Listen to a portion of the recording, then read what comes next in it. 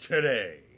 This weekend, UFC 302 goes down, in which Dustin Poirier has his last chance at getting the lightweight championship of the world against Islam Makhachev. Also, what about the co-main event where Paulo Costa will step in the octagon with Sean Strickland? Is Sean Strickland a good enough fighter to defeat Paulo Costa and his secret juice? Also, Kevin Holland is fighting on this card. Also, Randy Brown is fighting on this card. Also, this is a pretty sneaky good card. So, we're going to go through it. All of this and more on today's episode of Matter of Fact MMA. What's up? What's happening? Let's go. What's up, guys? We right back at it. We right back with it. It's your boy Matt. We here ready to break down UFC 302 going down this Saturday, where in the main event, Islam Makhachev will make the attempt to defend his 155-pound championship, the lightweight championship, against Dustin Poirier. Man, I'm a huge El Diamante Dustin Poirier fan, right? Huge fan. But bro, at the end of the day, man, shout to Dustin Poirier. He's already said that if he loses this fight, this will be the fight that he will retire off of. Man, regardless of all of that, I know it would be a feel-good story. It would be awesome. I mean, he looked great against Benoit Saint Denis. But man, I gotta go along with Islam Makhachev. I'm sure that's not a hot take, and that's not shocking. At the end of the day, man, Dustin is a very cagey fighter. He's a veteran of the sport. He's extremely intelligent. But at the end of the day, man, skills pay the bills. And while Dustin Poirier is a really good boxer, there's just not a lot about his game that shows me that he's going to be able to stop Islam Makhachev from doing Islam Makhachev things. I feel like Islam Makhachev has an ace. He has an ace in his deck of cards, in his hand of cards, in which an ace that Khabib didn't have. And that is, I really think that more and more we're seeing that Islam Makhachev is pretty good standing up. You know what I'm saying? Homie he kind of got hands a little bit. You know what I'm saying? He's pretty good standing up. And then you coming off a head kick knockout of, you know, one of the featherweight goats, you know what I'm saying, being Alexander Volkanovski. I mean, dude, Makhachev is that dude. He's that guy. And so when I'm looking at this, man, I mean, Dustin Poirier easily got taken down over and over again by Khabib. Dustin Poirier easily got taken down by Charles Oliveira and handled on the ground. You know what I'm saying? Even Benoit Saint Denis did his thing on the ground. So there's nothing that shows me that there's nothing in Dustin Poirier's game that shows me he's going to be able to stop the shot of Islam Makhachev or keep Makhachev from doing what he wants to do to him on the ground. Pause. You know what I'm saying? I mean, that's just what it is. Now, if they stand, Dustin has a much better chance. But I just feel like Islam Makhachev is too schooled. He's too game planned. He sticks to the game plan. He doesn't allow himself to get emotional in fights. He doesn't care if the crowd is booing him because the fight is boring. He doesn't care if the crowd is booing him for holding an opponent down. Makhachev will go in there and execute his game plan if I'm not sure if he's going to coach him in this fight, but coach Khabib's game plan. He's going to go in there. He's going to do it down to a T. And as far as I know, Coach Khabib will be in his corner for this fight. So, man, I got to go along with Islam Makhachev to go out there and retain his 155-pound championship. So, let's move on from there to the co-main event where the former middleweight champion of the world, Sean Strickland, will step in the octagon with Paulo Costa. This is a very tricky fight. You know what I'm saying? This is a very tricky fight, but, dude, I'm going to go along with Sean Strickland to go out there and get the win. And this is what I would say. I feel that Paulo Costa probably what you might see out of this fight would probably be somewhat similar to what you saw between Sean Strickland and the current champ Dricus du Plessis. However, in my opinion, I feel that Paulo Costa's got that bull in a china shop type style where he goes in there and he's ready to throw hands. He's ready to throw hands, heavyweight hands, even though he's fighting at middleweight. He's looking to KO you, you know what I'm saying? He's looking to do some serious damage to you. With that being said, I really think the difference between him and Dricus du Plessis, which I think there would be an outstanding fight between those two, but I think the difference between Paulo and Dricus, it boils down to, while Dricus throws with power, Dricus has hands, Dricus is able to stick to a game plan more than Paulo Costa.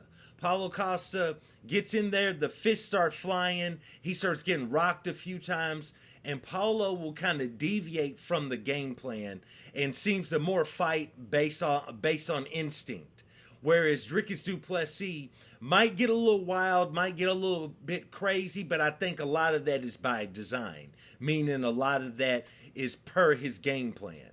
So when I'm looking at this, I feel like Sean Strickland, he's going to have to weather a heavy storm round one and probably the first half of the second round. But after that, I think Sean Strickland can settle in to his Sean Strickland fighting style, and he can go ahead and capitalize on a lot of the mistakes that Paulo Costa makes while standing up, while on the feet. And I think Sean Strickland's going to be able to go out there, do his thing, and get a win. And then from there, I really think that puts him right back in the driver's seat to face the winner of Dricus du Plessis and Israel Adesanya, which seems like that is the route that the UFC is going for the next middleweight championship fight. So a win over Paulo Costa puts Sean Strickland right there in the driver's seat to challenge the winner of Izzy and Dricus du Plessis. So I got to go along with Sean Strickland to go out there and get the win over Paulo Costa. Let's move on. Next fight, we have Kevin Holland stepping in there. Big mouth Kevin Holland stepping in there against Mikhail Oleksiejczuk. Man, I'm going to go along. Hold on. Let me just check something here real quick. Oh, man. So, Mikhail's coming off of a KO, of course, by Michel Pereira. Kevin Holland just went in there with his goat chin. I mean, the homie's chin is granite. The homie's chin is made out of titanium. For X-Men fans, the homie's chin is made out of adamantium. You know what I'm saying? Kevin Holland's chin is solid. Now, I know he's coming off of a loss to Michael Venom Page, MVP. Man, in this one, bro, I think I'm going to go along with Kevin Holland. I don't see Mikhail being able to go out there and knock out Kevin Holland because he's got a goat chin. His chin has been knighted and goated. You know what I'm saying? I'm going to go along with Kevin Holland. I think Kevin Holland can go out there and put on a decent striking performance against Mikhail, at least enough at the end of 3 rounds to be declared the winner. I don't know if he's going to go out there and KO Mikhail, but I think it's definitely possible. I'm going to go along with Kevin Holland to get the win. I think he's the more dynamic fighter, and he's not coming off of a horrible KO like you know, I mean, he's not coming off of the horrible loss, I should say, that Mikhail is coming off of, bro. I mean, it was bad, bro. So I'm going to go along with Kevin Holland to go out there and get the win. And at this time, I do apologize. It's slipping me. Did Mikhail Oleksiejczuk, did he get knocked out by Michel Pereira or did he get choked out? I'm not really sure. Can't really remember. Either way, I know he got hurt. I know he got rocked severely. Nevertheless, bro, I'm going to go along with Kevin Holland to go ahead and get the win there. I think he's going to be able to go out there, and I think he's going to bounce back in the win column with this. Let's move on. We got Jailton Almeida stepping in there with Alexander Romanov. Man, I'm going to go along with Jailton Almeida to get the win. I know Curtis Blades did his thing and got him out of there, but I think Jailton Almeida now has taken his first loss in the UFC. He knows what that feels like. He probably knows what what loopholes he has in his game that he needs to kind of, patch up, so to speak. So I'm going along with Jelton Almeida to get the win. Next, we got Randy Brown going in there with Zaleski dos Santos. I'm going along with Randy Brown to go out there and get the win. I think Randy Brown is still definitely on the come up in the welterweight division. I'm going along with him to get the win. Next, we have Cesar Almeida stepping in there with Roman Kopylov. I got Kopylov all day. Kopylov is still that dude to me. Despite his last fight to Fluffy Hernandez, I think Kopylov is still that dude. Still think he's a prospect. I'm going along with Kopylov to get the win. Next, we have Grant Dawson stepping in there with Joe Selecki. Man, this is a tough one, but I'm going along with Grant Dawson. I think Grant Dawson is ready to bounce back after that loss to Bobby Green. I'm going along with Grant Dawson to go out there and get back in the win column. Next, we got Nico Price stepping in there with Alex Morono. Man, I'm going to fade Nico Price. Shout out to Nico Price. He has a fun fighting style, but I think his chin is gone. I think he's going in the octagon time and time again, fighting with injuries. I didn't like the way he looked whatsoever against my guy, Robbie Lawler. I'm going along with Alex Morono to go out there and get the win. Next, we got Mickey Gall making a return. I ain't seen Mickey Gall in a minute. Stepping in there with Basil Hafez. Man, I got Basil. I think Basil is definitely going to, I'm not going to say he's going to be a champion or nothing in the division, of course, but I was really impressed by his debut. I was impressed by his second fight. I think Basil's going to go out there and get the win. So I got him over Mickey Gall. Next, we have Aline Perez stepping in there with Jocelyn Edwards.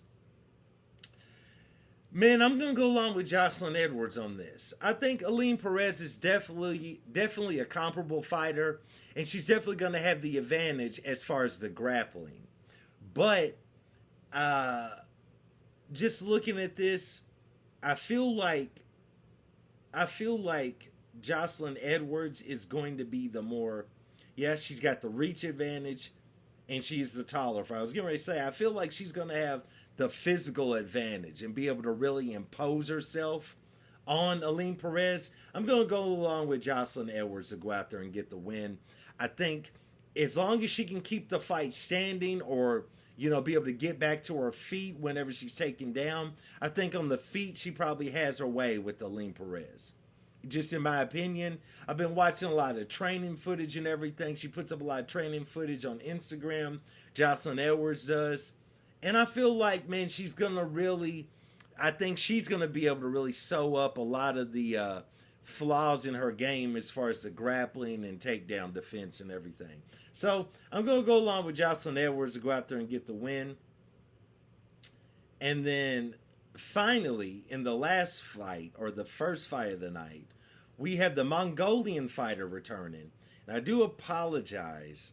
I have no idea how to say this man's first name. Naim Jarkal. Naim Jarkal. I'm not even going, I don't even know how to pronounce his last name. I do apologize to this gentleman. He's stepping in there with Andre Lima. I'm going to go along with Andre Lima to get the win. I think Lima definitely, possibly could end up being somebody in the division. He's a young guy. I think he's a talented fighter. I'm going to go along with Andre Lima to get the win.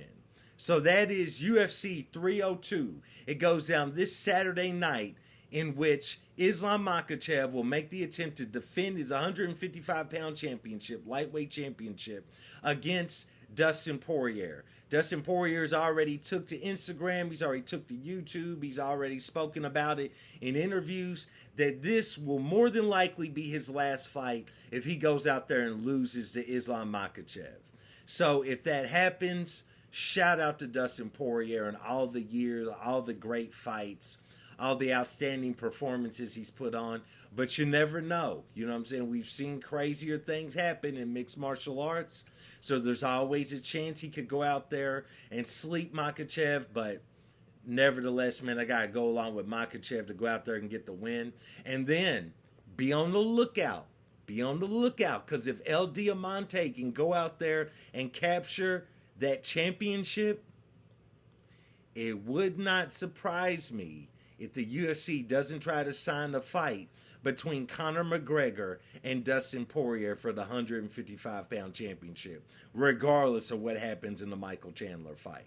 But nevertheless, man, I got Makhachev to go out there and get the win. So I'll be right back with you guys. I got another video I'm making about all of the craziness that kind of went on towards the end of the last week. We had some new fights announced by Dana White. We got Conor McGregor partying it up in the club with his wife, Dee Devlin. You know what I'm saying? She's licking his chest. I mean, it was getting nasty. You know what I'm saying? He's 5 weeks out from a fight. So we will see how it all goes down, man. I appreciate you guys for checking out another video and joining me for another episode of Matter of Fact MMA. And I'll check you next time. Peace.